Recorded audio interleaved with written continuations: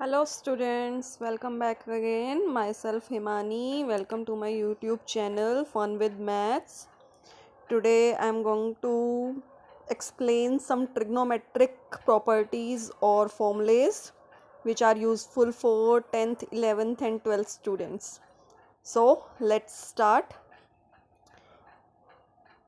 As we all know, there are 6 trigonometric functions: sin theta, cos theta, tan theta, cosecant theta, secant theta and cot theta. So first of all, we discuss between the relationships. sin theta और cos theta, sin theta और cosecant theta एक दूसरे के reciprocal होते हैं. cos theta and second theta एक दूसरे के रेसिप्रोकल होते हैं. tan theta and cot theta एक दूसरे के रेसिप्रोकल होते हैं.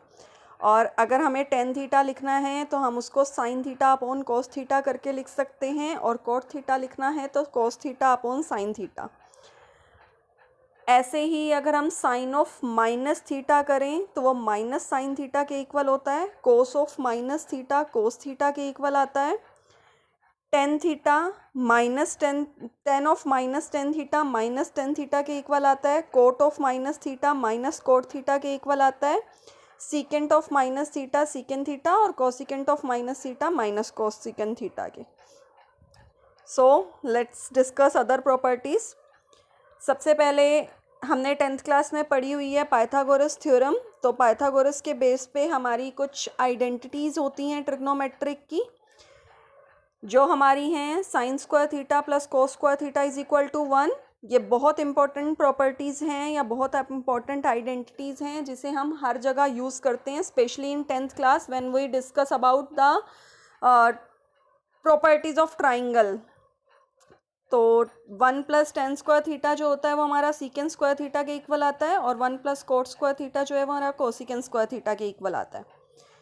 इसके बाद ये हमारी कुछ प्रॉपर्टीज़ हैं जो हमारे क्वाड्रेंट सिस्टम, हमारा 11th क्लास में आता है जब हम क्वाड्रेंट सिस्टम में कंटिन्यू करते हैं. There are 4 types of quadrant system, जिसमें हमारा एक रियल लाइन कन्वर्ट होती है. चार्ट हमारे क्वाड्रेंट सिस्टम होते हैं.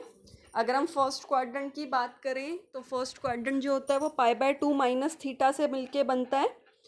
तो ये उसके लिए है कि अगर हम कोस π/2 माइनस थीटा कर दें, जैसे हम 11th क्लास में पढ़ते हैं तो हमें पता है जब हमारे ऑड एंगल्स आते हैं दैट मीन्स π/2 और 3π/2, तो हमारा जो फंक्शन है वो चेंज हो जाता है. तो ऐसे ही कोस π/2 माइनस थीटा करें तो वो साइन थीटा के इक्वल आता है, और साइन π/2 माइनस थीटा करें तो कोस थीटा के इक्वल आता है. कोट π/2 माइनस थीटा करें तो 10, और 10 π/2 माइनस थीटा करें तो कोट थीटा.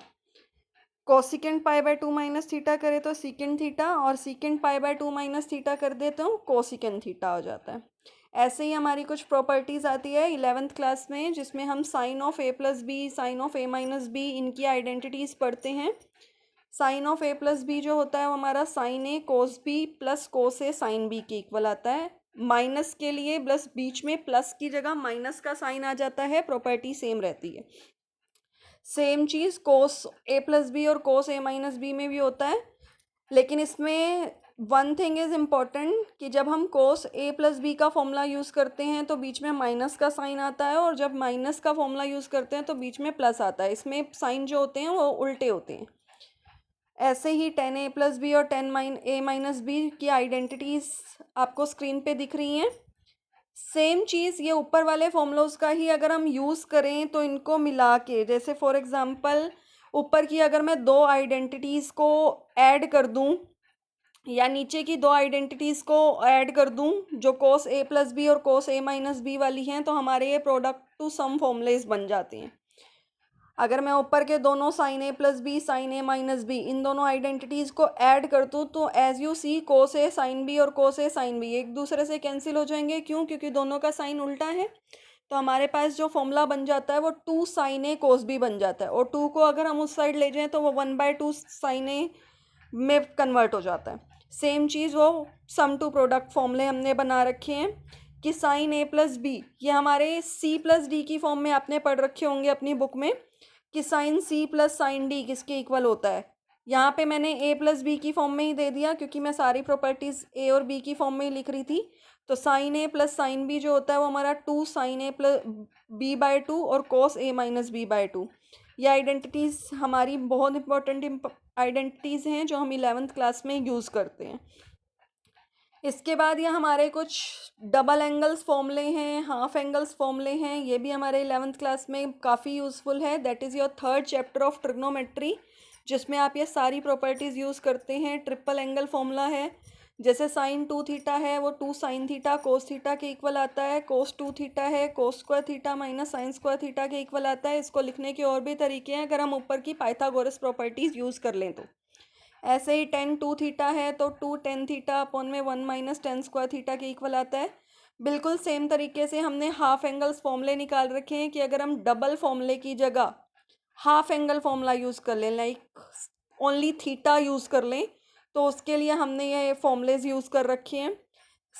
सेम यहाँ पे ट्रिपल एंगल फॉर्मूले हैं हमारे।